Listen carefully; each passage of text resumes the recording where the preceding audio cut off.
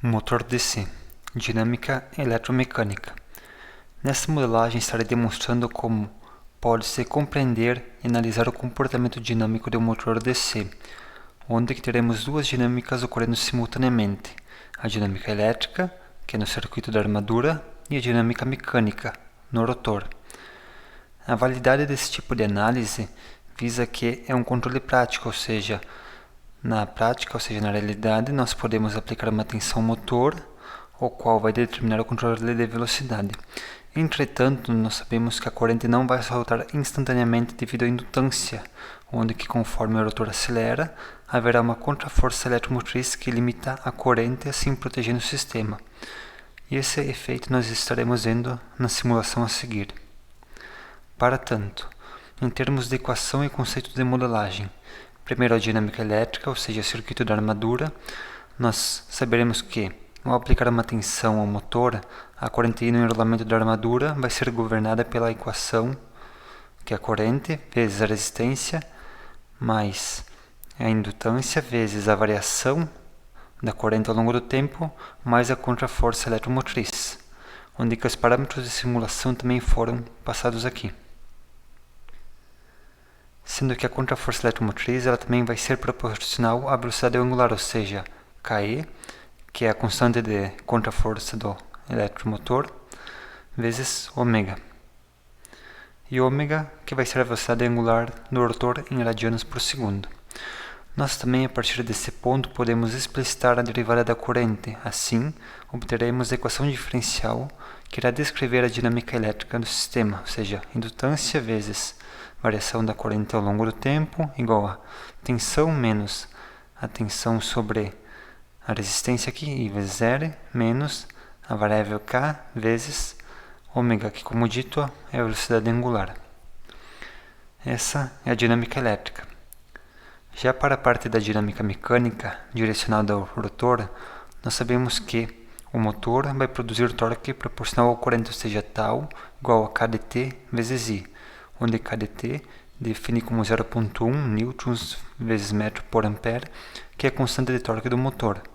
Já a equação do movimento do rotor, considerando a inércia J e o atrito B, nós podemos definir como J vezes a variação de ômega ao longo do tempo, igual a tal, menos B, que é essa constante de atrito, vezes ômega, que é a velocidade angular.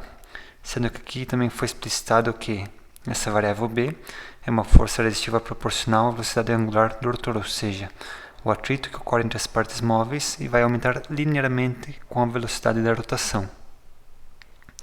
Com isso, novamente rearranjando a equação, nós temos essa equação final, onde que J vezes a variação de ômega ao longo do tempo, kdt vezes I, menos B vezes ômega. Acerca do acoplamento eletromecânico, nós temos que nos atentar que ele apresenta uma realimentação natural, ou seja, a velocidade de ômega gera uma contraforça eletromotriz que reduz a corrente I, e a corrente I produz um torque tal que acelera o motor, portanto aumenta a ômega. Assim, cria-se um equilíbrio onde que há estabilização do motor. Acerca do comportamento dinâmico a ser observado, no momento inicial, que vai ser ômega igual a zero, a contraforça eletromotriz é zero, portanto a corrente é máxima. Assim, corrente sobre resistência, 12 amperes. E o cálculo do torque inicial vai ser 1,2 newtons por metro. Já no regime permanente, as derivadas elas são nulas, ou seja, dI dt igual a zero e d ômega dt também igual a zero. Assim, nós temos o equilíbrio mecânico, onde que, a partir dessa equação, nós isolamos ômega e nós podemos obter a relação em relação à corrente, ou seja, ômega igual a 10 vezes I. Já para o equilíbrio elétrico, nós temos que a tensão vai ser corrente vezes resistência, mais a variável Ke vezes ômega. Substituindo aqui ômega por 10 vezes I, nós vamos rearranjando a equação até que nós sabemos que a corrente em regime permanente será de 6 amperes. Já em relação à velocidade angular em regime, nós também poderemos definir a partir de V, onde que nós queremos isolar esse componente ômega, onde que a equação final vai ser ômega, que é igual a tensão vezes B vezes R, dividido por Kt mais Ke, onde que nós teremos 60 radianos por segundo. Já a partir disso também, novamente o torque em regime, nós poderemos determinar como 0,6 Nm por metro, a potência elétrica que é P igual a V vezes I, tensão vezes corrente, 72 watts, a potência mecânica em regime vai ser tal vezes ômega, ou seja, 0,6 vezes 60, que são 60 radianos encontrados aqui, 36 watts, e também calculei aqui acerca das perdas, onde que nós temos a potência elétrica menos a potência mecânica, gerando 36 watts de perda. Acerca do comportamento esperado na simulação. Primeiro que nós teremos uma corrente de pico inicial de 12 amperes, com o motor parado como demonstrado a partir dos cálculos anteriormente. Nós teremos um decaimento exponencial rápido e por fim em regime permanente nós teremos 6 amperes. Já em relação à velocidade angular, ômega, nós teremos uma aceleração rápida no início e ao final, em regime permanente, novamente 60 radianos por segundo, como calculado anteriormente. O torque, novamente aquela questão de cálculos 1.2 Nm por metro na partida e 0.6 Nm por metro em regime permanente. Potência elétrica de 0 até 72 watts e potência mecânica de 0 até 36 watts. Questão de escala de tempo, que nós estaremos observando que a dinâmica elétrica é muito mais rápida que a dinâmica mecânica.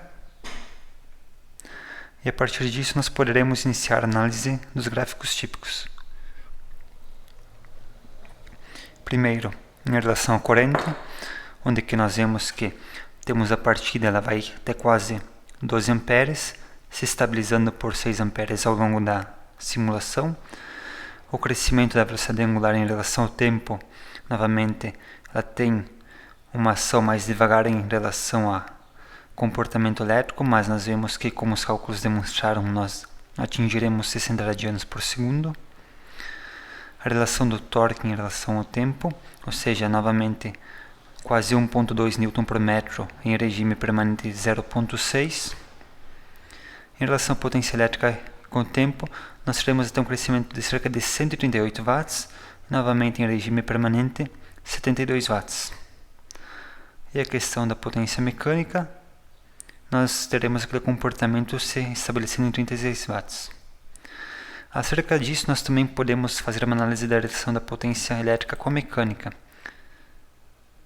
Por exemplo, aqui para melhor visualização, nós vemos que, como demonstrado, até 138 watts, potência elétrica, depois se estabiliza, enquanto a potência mecânica ela tem uma aceleração mais devagar, um desenvolvimento mais lento, porém sem o pico se estabilizando em 36 watts.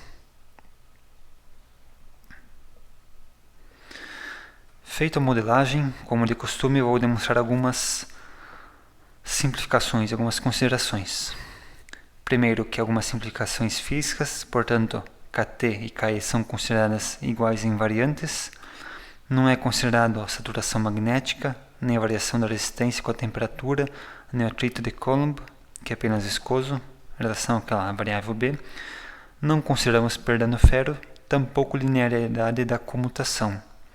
Da mesma forma para a questão da modelagem matemática. É um modelo linear de primeira ordem para cada dinâmica.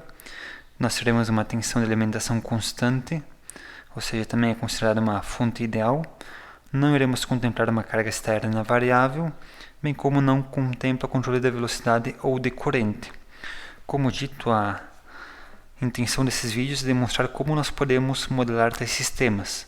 Claro, poderia ter introduzido tais considerações nesse modelo, entretanto, a complexidade eventualmente tornar-se exponencial e não há a intenção de dificultar, a intenção é criar uma base de conhecimento para dizer, a partir disso a gente pode melhorar tais pontos e ter mais precisão no modelo desenvolvido.